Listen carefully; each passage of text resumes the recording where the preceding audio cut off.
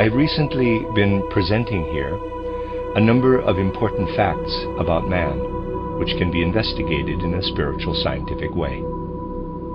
I attach less importance to whether the details of these facts are understood, as I have often spoken about matters of this nature.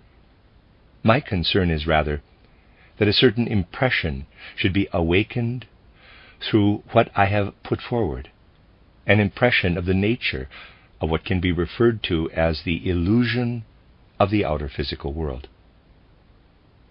I want you to acquire a feeling for what is actually meant when the outer world as we see it around us, and I specifically say see rather than have, is spoken of initially as an illusion, while behind it lies the true or real world.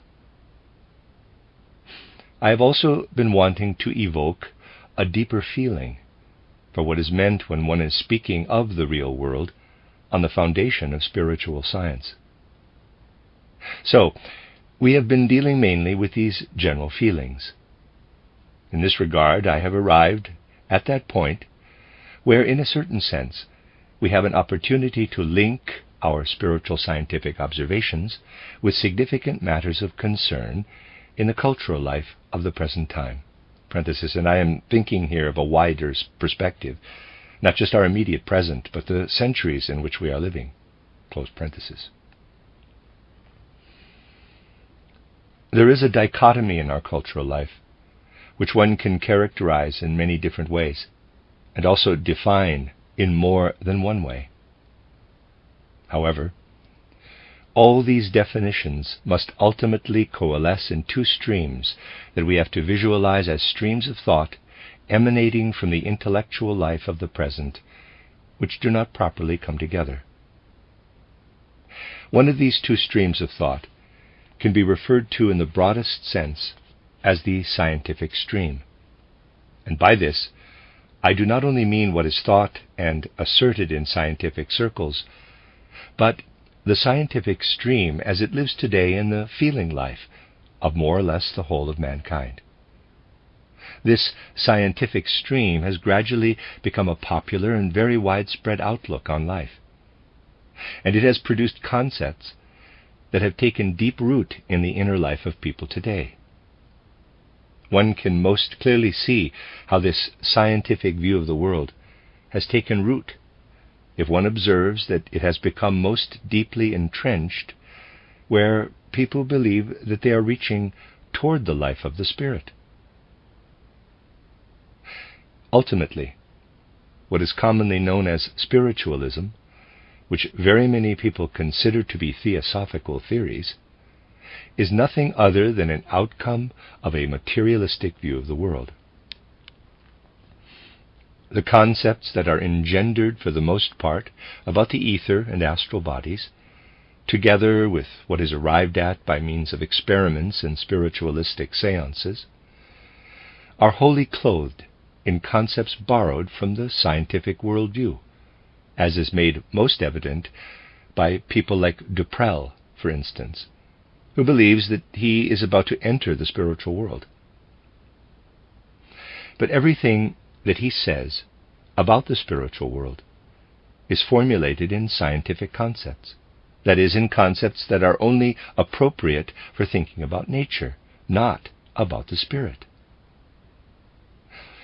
Similarly, it is striking how materialistic the theories of most theosophists are, and how great an effort they make to relate notions such as the ether body or even the astral body to scientific concepts which should only be applied to nature. The ether body is very often conceived of as something of a wholly material nature, as a fine mist or something of the sort. Well, I have often expressed my view about these matters. This is the one category of concepts that we have in our time, those of natural science. So that I am not misunderstood, I shall emphasize once again that it is of less significance that these scientific concepts are to be found in the sciences themselves, where they are largely justified.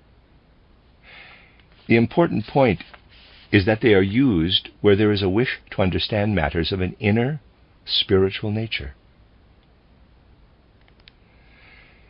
Many people even live in the illusion that they are saying something special if they stress the similarity of the concepts that they use in this spiritual domain with those of natural science. The significant fact that we need to keep in mind is that these scientific concepts can only embrace a certain sphere of our world, a certain sphere of the world in which we are living, that another world must remain outside our consciousness if we employ only scientific concepts. Thus, these scientific concepts form the one stream. The other stream is composed of certain concepts that we form for ourselves about ideas or ideals. And the whole theme of morality has also for quite some time been part of this stream. Take a scientific idea such as heredity or evolution. You are thinking scientifically if you think through such an idea clearly and concisely. But if you extend these ideas of heredity and evolution, as they are generally understood by science, into the domain of the spirit, your mind becomes confused. Consider certain concepts that one needs in life, such as the inner freedom of our soul, goodwill, moral perfection, or higher concepts of a loftier nature, such as love. You have again a stream of ideas, of concepts which are likewise justified, because they are used in daily life. But one would be deluding oneself if one were to try to build a bridge between the way that people think scientifically today and the way that ideals, ideas, and moral impulses are conceived of in our time. When someone is thinking in a purely scientific way, that is, when he is seeking a world outlook that accords with natural science, which is the ideal cherished by many people today, there is no place in a world that corresponds to this world outlook for all that is understood by notions such as goodwill, or even, for example, happiness, love, and inner freedom. The scientific way of thinking has the specific aim of bringing everything into the orbit of the concepts of causality, of thinking of everything in terms of cause and effect. A favorite generalization to which I have often referred is the law of the conservation of energy and matter. If you imagine an outlook on the world where only the scientific concepts of cause and effect or the conservation of energy and matter have any validity, you would, unless you were to be insincere in the way you view the world, have to say that in a world order where only such laws apply, everything that has to do with ideals, ideas, and moral concepts really becomes nothing more than a joke. For a view of the world where the law of the conservation of energy and matter is a universal truth, it makes no sense to say anything except that our world order evolves in accordance with the law of the conservation of energy and matter, and that, moreover, the human race has also arisen within this world order from certain causes. This human race dreams of goodwill, love, inner freedom, but these are all ideas that people form for themselves. And once those conditions have arisen in our world system, that must indeed arise, according to the ideas of modern science, this means that all notions, such as goodwill, inner freedom, and love, can be well and truly buried. These are dreams that people dream while fulfilling their lives within earthly evolution in accordance with purely natural laws. And it is therefore meaningless to say anything with regard to the worth of ideals and ideas other than that they are dreams that people dream. For in such a scientific worldview, ideas and ideals lack the power to become realities. So, since the situation has arisen that one must necessarily envisage if one thinks in terms of scientific concepts, what will become of ideas and ideals will have to be buried. However, the way that people conceive of ideas and ideals today is such that, even though they do not acknowledge it, their ideas lack the inner strength to be transformed into realities. They are simply mere thoughts, which achieve realization through people attaching their feelings to them and behaving toward one another in a way that corresponds to the ideas. But they have no inner power to become realities in the way that magnetism, electricity, or heat have. For these qualities possess the inner power to become actual phenomena. Ideas as such, think especially in this regard of moral ideas, do not have this inner power to become realities amidst our modern world conception, if our thoughts are confined to those of natural science. It is true that only very few people have a clear perspective of the division that exists between these two streams active in our present age. But the division does indeed exist. And the fact that it plays a part in the subconscious regions of man's being is of far greater importance than any theoretical perception of its role. Only one layer of man's consciousness has a clear theoretical grasp of what I have just been saying. And one needs to keep an eye on this aspect of human consciousness in present-day life. Clearly stated, this means that the whole world is ordered solely in accordance with scientific laws, and that ideas and ideals have significance only because people have the feeling that they should be guided by them in their behavior toward one another. A view that one finds at present in the theories of socialism.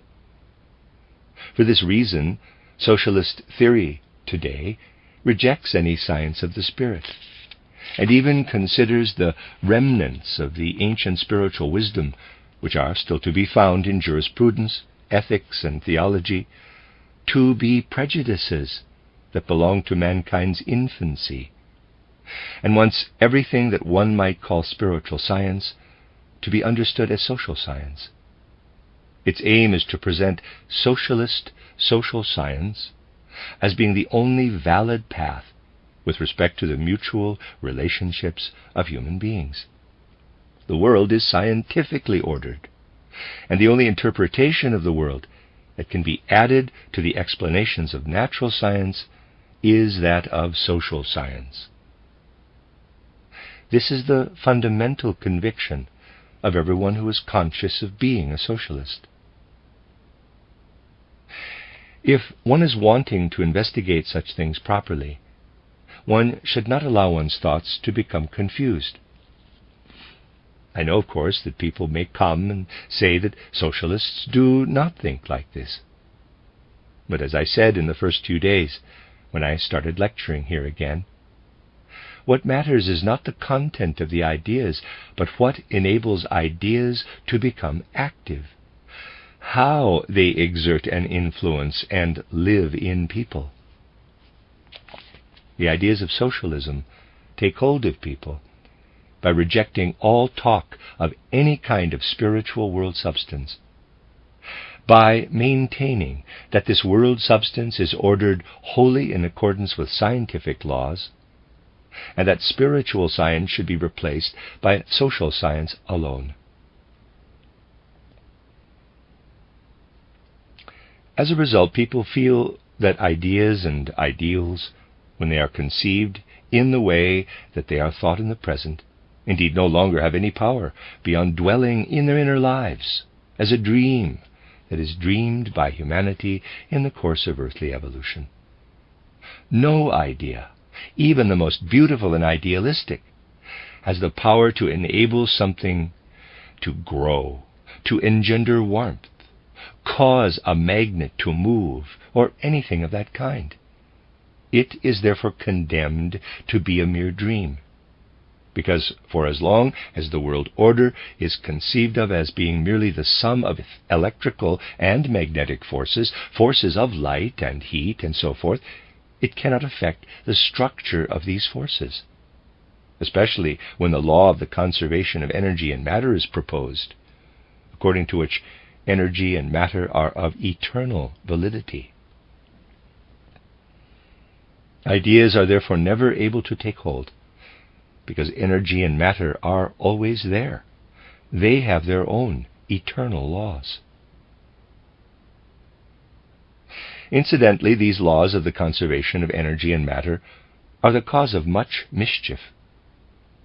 When present-day writers refer to the law of the conservation of energy and matter, and especially of energy, they often say that it originated with Julius Robert Mayer. Anyone who is really familiar with Julius Robert Mayer's writings will know that it is just as intelligent to trace the law of the conservation of energy and matter to Julius Robert Mayer in the way that contemporary writers do, as to ascribe the origins of trashy literature to the invention of the printing press by Gutenberg. For what does duty in textbooks and standard manuals as the law of the conservation of energy and matter has nothing to do with the law of Julius Robert Mayer, who was confined to a lunatic asylum because of what he did. However, the essential question for anyone who takes spiritual science seriously is this: what relationship, what connection exists between these two things which can never be united according to the present worldview, namely moral idealism and a naturalistic perception of the world? This question cannot be answered theoretically as simply as that. There is at present a demand for theoretical answers, and those who take up theosophy or anthroposophy in some way are sometimes the strongest voices carving theoretical and dogmatic answers. But the answers that are given on the foundation of spiritual science must be answers involving perception. In this respect, it is not right if one incorporates the present predilection for dogmatism into spiritual science. Spiritual science demands something different. It is certainly true that spiritual scientists often demand that different dogmas be put forward, but spiritual science cannot possibly be of the view that another set of dogmas should simply replace those already in existence, but that one should both think and perceive in a different way, and that furthermore certain things should be considered from completely different points of view. What is often practiced today, either under the name of spiritual science or of theosophy, can frequently give one the impression of being a somewhat modified form of medieval scholasticism.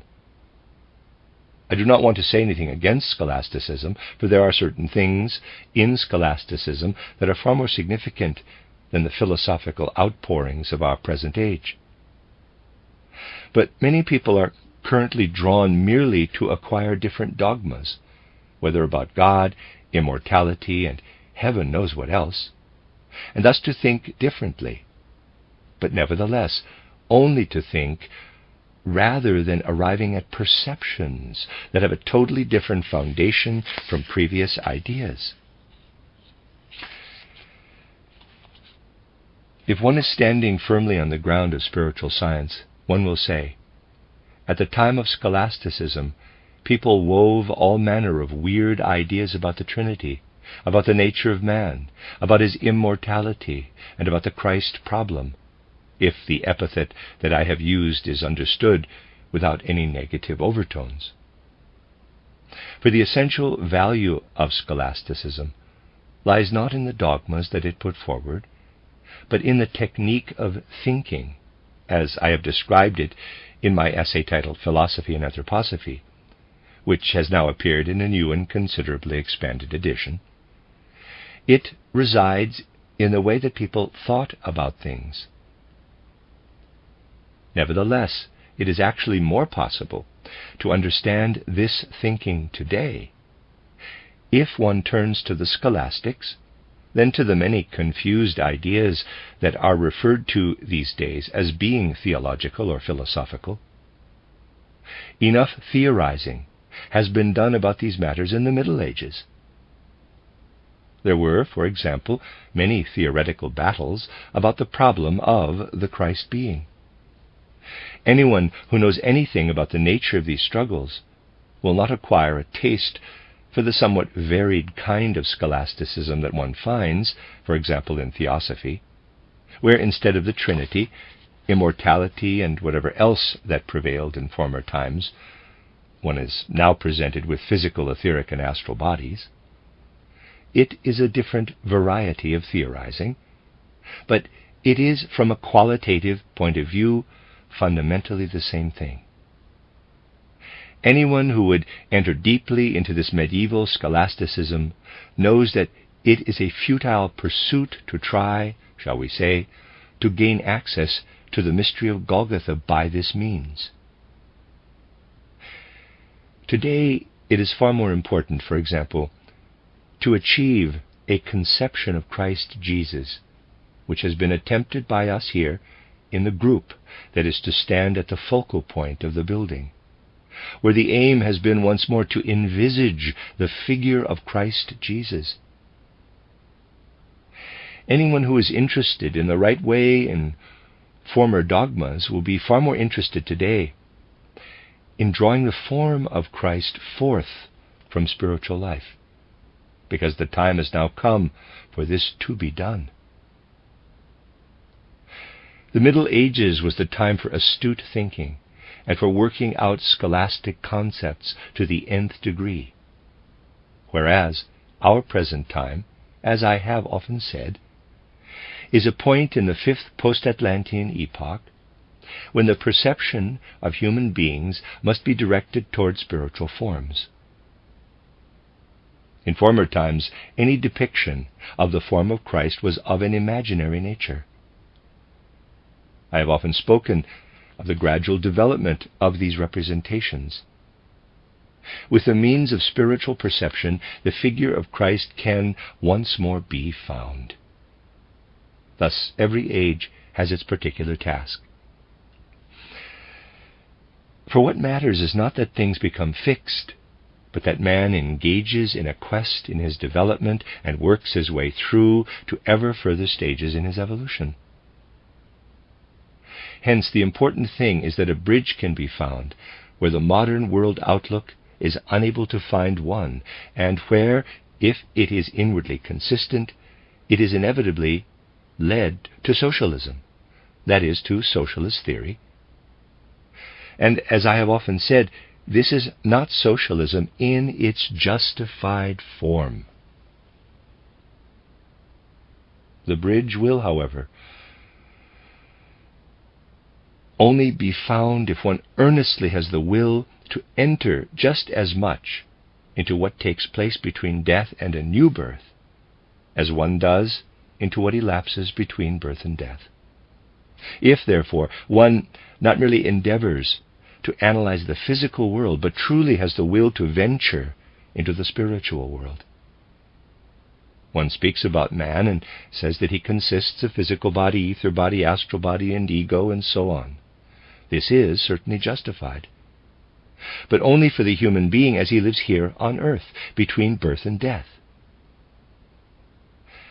But what I explained here last time, and the time before, can already make it clear to you that one can speak in a similar way about man's state of being after death, between death and a new birth. If you were to ask what constitutes the being of man, it is not adequate to relate this question merely to his earthly being. But we must now also pose the question, what does he consist of when he is not on earth, but in a spiritual world between death and a new birth? In what way can one then speak of the various members of man's being? It must be possible to speak of them in no less real a way.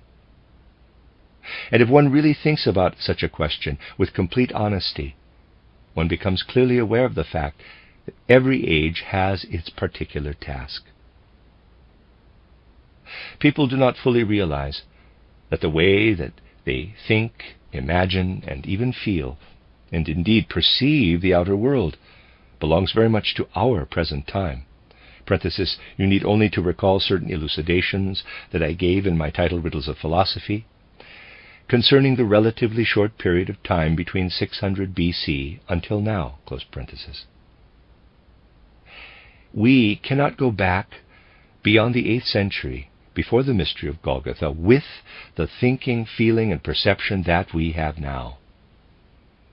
I have given you the precise year, 747, before the mystery of Golgotha, is the date of the founding of the city of Rome. If one goes beyond this pre-Christian century, the whole manner of human life is different to the inner life characteristic of today. All ways of perceiving the world were different then. This is clearly a boundary that is easier to distinguish than the other one, which is also very evident, though not as yet for people today, the boundary that lies in the 15th century. The 15th century is too close to people today.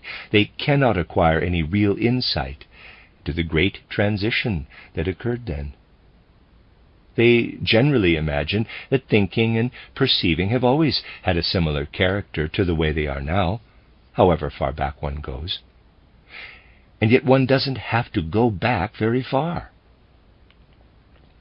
And the fact is that as soon as one goes back beyond the 8th century BC, one is confronted by a completely different kind of thinking. So, we can now pose the question, why was it necessary for there to be a different kind of thinking? When people today form ideas about this different way of thinking, their notions are rather foolish, if I may say so. Thus, when present-day human beings hear how teaching was carried out in, for example, the Egyptian mysteries, which were the most sought after at that time, when they hear about the way that truths were discussed there, they say to themselves, well, that accords perfectly with the fantasies of that time, when people weren't so clever as they are now, and they still had childish ideas about things. It is only now that we see them as they really are. There is a particularly strong tendency to think in this way today. For when one has become so embroiled in present-day thinking, it is impossible to have a different view of anything. Let us suppose that a Greek, for example Pythagoras, had gone to Egypt and had studied there, just as someone might go to a famous university today in order to study. What would he have learned? I shall tell you what Pythagoras was really able to learn there. He learned that in ancient times Mercury played chess with the moon, and that Mercury was victorious in this game of chess. He won 20 minutes from the moon for each day, and these 20 minutes were then added up by the initiates. How much do these 20 minutes add up to over 360 days? They come to 5 days exactly. So a year was reckoned to have not 360 days, but 365 days. These 5 days are the ones that Mercury won from the moon in the game, and which he then presented to the other planets and to the human race as an addition to the 360 days that the year already had. Well, if one says that Pythagoras was able to learn something of this sort from the wise Egyptians, anyone now will naturally have a good laugh. Nevertheless, this is merely a different way of expressing a deep spiritual truth, and we will speak further about this in the course of these days.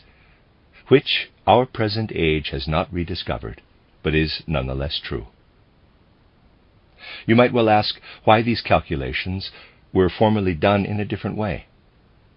Compare what such an Egyptian sage tells his newly enlisted pupil Pythagoras about Mercury having won 20 minutes per day from the moon in a game of chess, with a lecture about modern astronomy in an auditorium, and you will have a better idea of the contrast.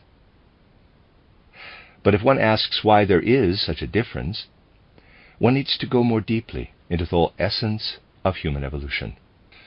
For if one goes back before the 8th century BC, parenthesis, it is true that Pythagoras does not belong to this early time, but in Egypt there were still remnants of a wisdom that had its origin long before the 8th century BC, which was able to make its influence felt, close parenthesis, and one finds a teaching of this nature. There will be a good reason for this. Man's whole relationship to the world was viewed differently, and this had to be so at that time. I should like to point out that it has happened time and again that various remnants of ancient seership have been atavistically renewed, and by the word atavistic, I do not have anything disparaging in mind.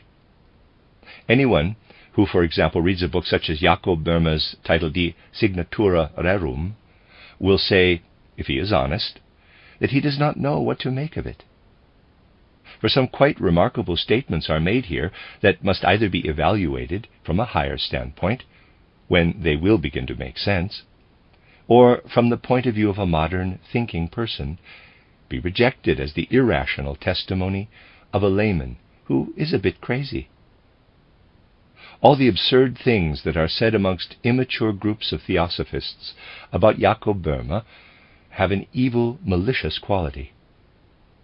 Despite all this talk, in the spiritual structure of his work and in the way that he analyzes certain words, parenthesis, when, for example, he divides up words such as sulfur and finds something in its different parts, and we are not concerning ourselves with the substance of what he is saying, but with the way that he says it in his book titled De Signatura Rerum, close parenthesis, Jacob Boehme recalls far more than we find evidence of in any of the abstract sciences that are currently in the public eye regarding man's actual relationship to the spiritual world in its entirety.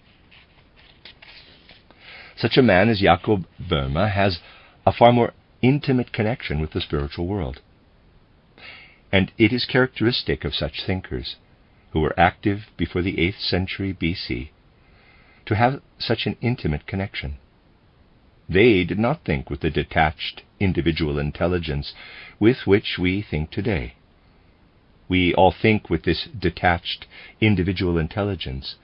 They still thought with a cosmic reasoning power, with a creative intelligence, which I may say one needs to discern in certain of their works as if one is to grasp what they are saying. There is today really only one realm where one can observe to a small degree the way in which something akin to a creative intelligence interweaves and interacts in the life of human beings. In this one realm, one can observe something of a self-realization of a non-material dimension. But I must add that there is no more than a shadow of it, and even this shadow is, for the most part, not really taken into account. There exists today a whole number of naturalistic, anthropological theories about the emergence of language, and the way that it has been said to evolve. As I have often indicated, there are, as you may remember, two main theories. One of these is called the bow-wow theory, and the other is the ding-dong theory. The bow-wow theory derives more from continental scholars. The ding-dong theory originates from Max Muller. The basis of the bow-wow theory is that human beings emerged from the most primitive conditions and expressed their inner organic experiences like the barking of a dog when it makes the sound bow-wow. And as a result of a corresponding evolution, after all, everything evolves from a primitive to a more perfect stage, the dog's bow wow, which can still be observed in human beings who are at a primitive stage of development, became human speech. If you trace everything in evolutionary development from bow wow to modern speech, just as the evolutionary theories of Darwin or Haeckel begin with the simplest monad, that is, with the simplest, most inarticulate form, one arrives at the languages of today. Another theory asserts that one can develop a certain feeling from a relationship with the tolling of a bell, its ding-dong sound. Every time one hears it, one has the inner experience of a sound that one imitates. Thus the bow-wow contingent is more in tune with the theory of evolution, whereas the ding-dong idea is, rather, a theory of adaptation on the part of man to the inner nature of the material world.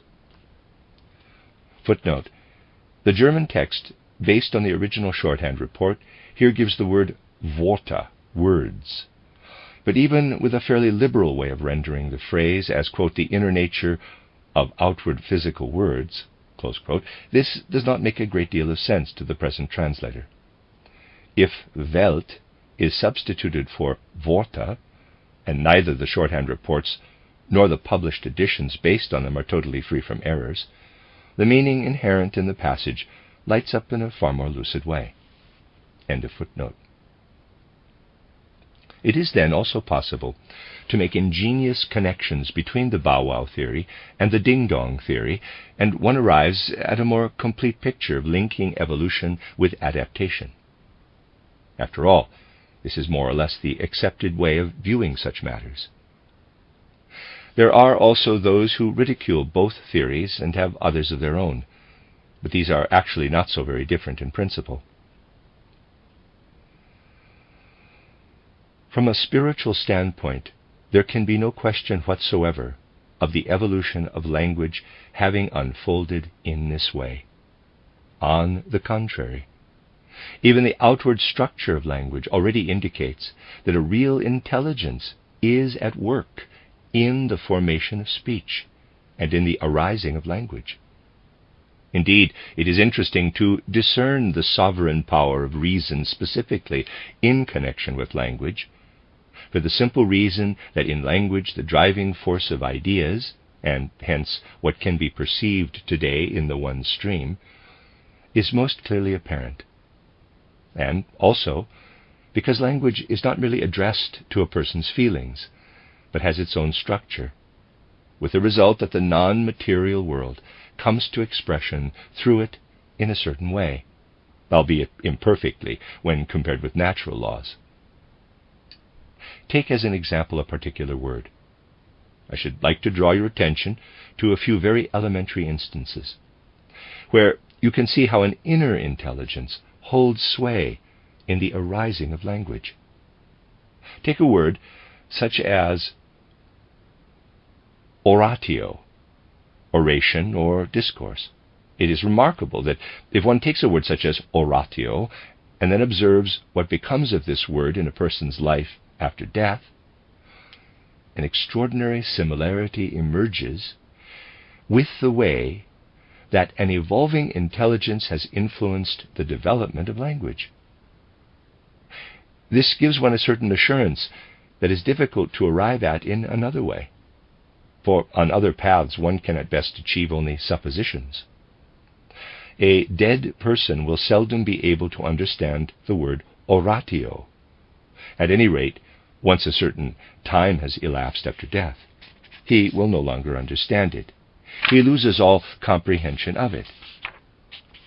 On the other hand, he will still understand a perception or an imagination that can be expressed through the words os, oris, mouth, and ratio, reason or intelligence. The dead person breaks up the word oratio into os and ratio.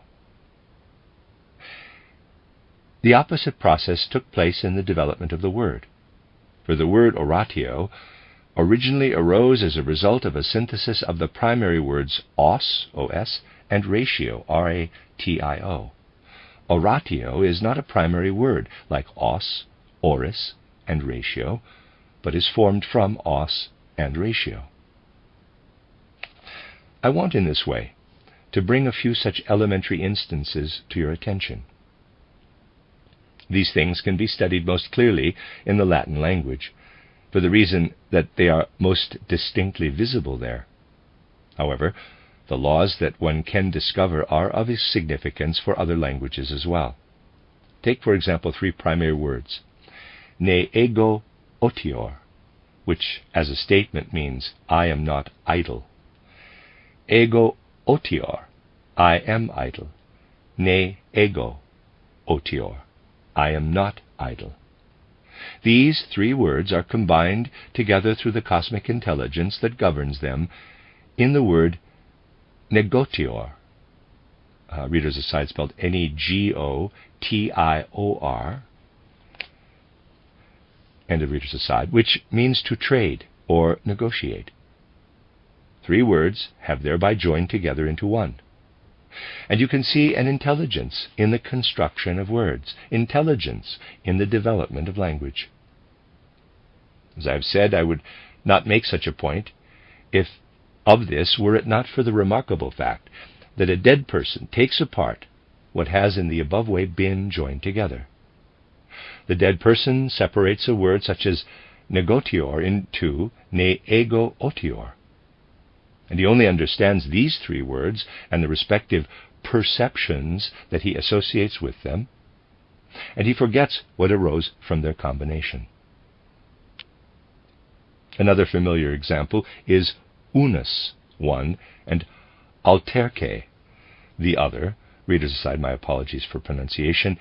Unus is U-N-U-S. Alterque, as I'm pronouncing it, is A-L-T-E-R-Q-U-E. Alterque.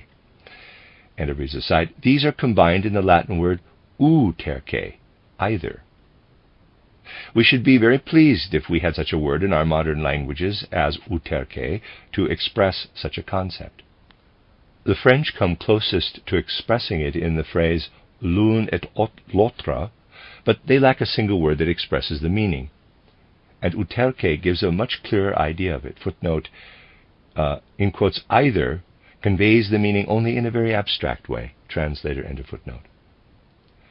Let us take another instance in order to see the principle that I have in mind. You will, of course, all know the word se, S-E, the French word se, meaning self. You know the word hors, parenthesis, out or outside, one could also say, and tirer, of which I shall retain only T-I-R, meaning to pull, withdraw. If you put these 3 elements together according to the same principle, you arrive at S-O-R-T-I-R, sortir, leave, go out, which is a combination of S-E, H-O-R-S, T-I-R. T-I-R being the root of the verb T-I-R-E-R. Readers aside, sorry, I'm just going to read these, spell them out. End of readers aside. So you can see this same all-prevailing intelligence in a modern language. Or take an example where the essential point is somewhat hidden through different linguistic layers. C-O-E-U-R, cœur, heart, and R-A-G-E, parenthesis, a living, invigorating enthusiasm springing from the heart, close parenthesis. When these 2 words are combined, we get courage. These are not arbitrary inventions, but actual phenomena. It is in this way that words are formed. But it is no longer possible today to form words in this way. Man has withdrawn from a living connection with the cosmic intelligence. And so, at most, only in very rare instances does he have an opportunity to venture into the domain of language in order to create words that could be said to be in the spirit of language. But the further back one goes, and especially the further one goes beyond the 8th century BC and explores the Greek and Latin languages, the more is the principle that brings about linguistic development active in a living context. And what is always so significant is that there is something of the nature of eurythmy in what one discovers in the case of a dead person, namely that he pulls words apart, he divides them into their parts. A dead person has more feeling for these parts of words than for entire words. If you think consistently through this whole process of development, you would divide words into their sounds. And if you translate the sounds now not into stirrings of the breath, but into movements of the whole human being, you have eurythmy. So eurythmy is something that a dead person can well understand, if it is done to perfection. You can therefore see that things like eurythmy cannot be judged purely externally, and that one can understand its whole position in the overall context of human evolution only if one is also able to gain insight into this whole evolutionary process. Much more could be said about the actual aim of eurythmy, but there will be an opportunity for this later on. I wanted initially to draw your attention to a sphere where, albeit in a shadowy way, human beings were in ancient times able to experience an interpretation of the world of ideals into the everyday reality of their lives. I began by saying today that in our present world outlook, we no longer find it possible to build a bridge between ideas, ideals, and moral aspirations, on the one hand, and what lives in nature. The bridge is lacking. It is, moreover, perfectly natural that such a bridge is lacking in the present cycle of human evolution. The non-material world is no longer able to be creative. I wanted to show you an example in the human world itself, even though, as I have already said, it is somewhat indistinct, where a non-material influence is still working creatively within man. For in the combining of such words, what was at work was not some kind of agreement between human beings, or the deliberations of a single human individuality or personality, but rather a higher intelligence, and moreover, without any real human contribution whatever. Today, of course, people want to be fully involved in everything they do. But you would soon see what would result from the level of wisdom that people have now, if something so beautiful, great, and meaningful as the formation of language were to be undertaken in our time. But it was precisely in those times, when man was not as yet so inwardly involved, that these awe-inspiring, wise, and significant things occurred amongst mankind. And they happened in such a way that idea and reality worked together in close conjunction, in that a non-material evolving intelligence and the actual movement of air interpenetrated the human organs of breathing. Today, we are unable to build a bridge between the moral idea and something of the nature of electrical power. But here a bridge was built between something that was actually happening and something of an intelligent nature. As I shall elaborate tomorrow, this does not, of course, enable us to build the same bridge. It has to be built quite differently today. But you can see from this that mankind has advanced to its present state from another condition of existence, where he dwelt within a living, weaving activity, which approximated to what takes place after death, albeit in a reverse direction. When a person dies in our time, he must, if he is to find his way forward between death and a new birth, separate out what has been joined together by forces, parenthesis, of which we shall speak tomorrow, close parenthesis, in such a way that this process of union can still be clearly discerned if one goes back to the early stages of the forming of language. These are important matters that one really needs to consider if one seeks to address a question that we have often emphasized as being essential to keep in mind, namely, how everything that is based on spiritual science should be incorporated into the whole fabric of contemporary intellectual and cultural life. If one speaks continually about the importance of enabling spiritual science to find its place in the whole evolutionary process, one needs also to think in a very practical way in this domain. In these lectures, it is my intention to make a contribution to the practical, concrete thoughts that are needed. If it were possible for spiritual science to be brought into contemporary life by a certain movement, by a movement carried by human activity, spiritual science would be able to have a fructifying influence in every sphere. But there would naturally have to be the will to engage with such subtleties as have often been emphasized here. For we need to base what we may refer to as our own endeavor to place ourselves within the cultural movement of our time upon these subtleties, which always have a bearing upon the relationship of our spiritual science to the intellectual and cultural life of our present age. It is indeed the case that the tragic, catastrophic events of modern times should have made people aware that old world conceptions have now become completely bankrupt. And it will be through the relationship of spiritual science to these old world conceptions, rather than through what it can achieve in isolation, that one will be able to see what needs to happen if we are to emerge from the bankruptcy of modern times. In this connection, it would indeed be necessary to focus upon the intentions that I have often spoken of as those of the spiritual scientific movement.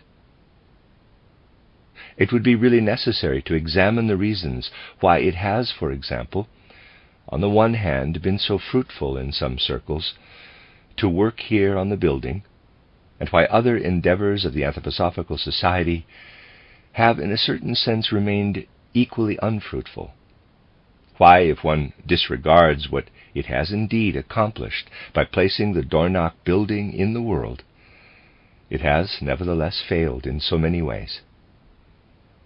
Such an achievement on the one side always means that much else is happening, when it does not, as frequently occurs, call forth the opposite. It would be essential that the Anthroposophical Society does not fail in other areas as well, as it has been completely failing over the years of its existence. There would be no need to keep on emphasizing this failure if it were far more widely recognized that it is important to try to understand why the Anthroposophical Society has failed in so many of its endeavors. If one were really to give the matter some thought, one would, for example, come to understand on what basis the idea spreads that I would keep the Anthroposophical Society in leading reins and make all the pronouncements, whereas there is scarcely a society in the world where less happens that a so-called leader would wish than in the Anthroposophical Society. By and large, what happens is the opposite of what I actually intend. So it is precisely in the Anthroposophical Society that one can see how, in actual practical terms, there is a wide gulf between reality and its so-called ideals. However, one must also have the will to stand firmly on the ground of reality. In a society, there is, of course, a personal element, but one needs to recognize it as such. When people argue in some branch or other out of purely personal reasons, one should not turn white into black or black into white, but rather simply admit that we have personal reasons. We like this person and not that one for reasons of this nature. This is being truthful. There is no need to turn reality into ideals. Thus it seems to be necessary that, whereas on the one hand I make every effort to lift everything of a spiritual scientific nature out of the realm of sectarianism and eliminate everything of a sectarian nature, the Anthroposophical Society keeps falling into this rut ever more deeply, and even enjoys being there. Whenever an effort is being made to escape from sectarianism, it is precisely this wish to escape from it that generates hate. I do not, of course, want to blame anyone in particular, or to be ungrateful for the fine efforts that are to be observed everywhere, and I fully appreciate everything. But there are many things that need to be considered if the kind of events that I have repeatedly heard about during these past days are not to occur again and again. These are, I may say, further instances of the personal element being entangled with the issue in question. When a disaster of some sort happens in a particular region, the way that the Anthroposophical Society is constituted is that when the society feels like engaging in some minor bickering, all these squabbles result in my being personally abused in the rudest fashion. When this keeps on happening again and again, we cannot make any progress. If I am being continually abused in this very rude way because other people are squabbling and I am being manipulated as a result, it becomes impossible to sustain the presence of the anthroposophical movement in the world. It would be possible simply to work in a positive way if people were willing to adopt a more positive attitude, which I have been constantly advocating. It would be possible to put the sorts of things which for the most part rest on a very inferior foundation firmly behind one.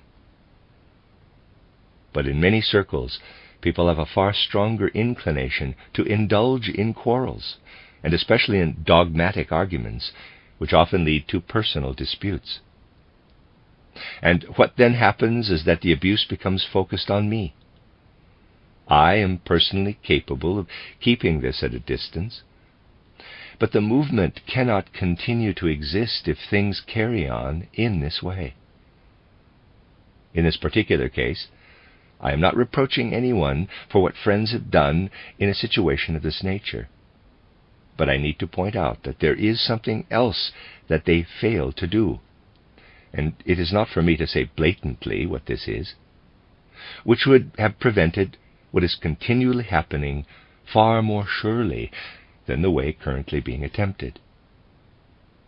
The situation at present is that we only give lecture cycles to members of the society, and I realize that I am myself often considered odd by certain members of the society if I am far more liberal as regards the distribution of cycles than members who are somewhat further removed would wish. Indeed, the harm done through outsiders exposing these cycles to the world can never match that which has been caused by members of the Anthroposophical Society. This must also be borne in mind. We have now reached the point where the cycles are being abused by members, by lapsed members of the Anthroposophical Society. So we are getting very close to saying that we shall no longer stipulate any boundaries. We shall sell the cycles to everyone who wants to have them. Situation could hardly be worse. I am not saying that this is about to happen tomorrow, but I am merely indicating that the society is functioning so completely not as it should be functioning, apart from the building and certain individual elements, that it is not doing those things that a society should be doing. The society is, therefore, of no help whatsoever. It is not by any means what a movement should become. It is very obvious that I am not referring to anyone personally, and that I can say this completely without prejudice, for the simple reason that this is the very place where something fruitful is being done out of the society, namely, on the building. This is a real deed that has been accomplished by the society. And if other things, which could be much cheaper than the building, were to work out of a similar social impulse to that found among those working on our building, immense blessings would flow from the Anthroposophical Society. But one would have to refer to both white and black by their true names. It is also important to note that where personal matters are concerned, they really are personal affairs, and that they should not be hoisted up into a lofty idealism. One would have to consider what could take the place of the Anthroposophical Society. It could not be replaced by another society, because the same misery would simply be repeated. The society cannot merely be a means whereby all sorts of inferior personalities keep wrangling with one another. However, it has become a place where one is forced constantly to pay attention to all manner of insignificant rubbish. Well, I do not want to bore you any longer with all this, but I did want to add these remarks after finishing what I had to say. I had already brought the lecture to a close, and what I have now added is intended only as a brief initial statement.